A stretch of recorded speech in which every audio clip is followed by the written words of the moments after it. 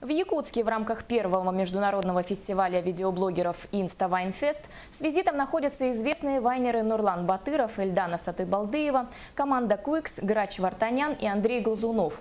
Сегодня они дали пресс-конференцию. Видеоблогеры были гостями международной конференции «Города и люди», участвовали в секции «Социум», приняли участие в дебатах на тему «Расширит ли развитие онлайн-среды вовлеченность жителей в управление городом», посетили национальный праздник Эсэх, а также достопримечательности и природные парки Якутии.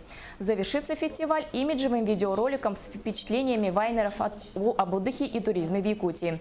Сегодня гости примут участие в мероприятии, приуроченному ко Дню молодежи на площади Ленина.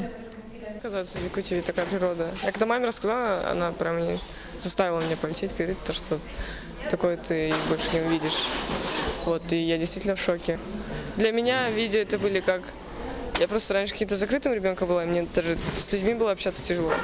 А с помощью видео мне, получается, как мне удалось самореализоваться. И, как я говорила, насчет самоуверенности, и это классно. Допустим, раньше это было на раз-два, да, просто снял, побегал, смонтировал за 2 минуты. А сейчас я же больше, допустим, вот эти персонажи, я же больше переодеваюсь, и я начинаю заморачиваться из-за мелких деталей на видео, типа такого, и иногда... Ну, это мы же на телефоне, господи, это монтируем, это на максимум полчаса уходит на это все.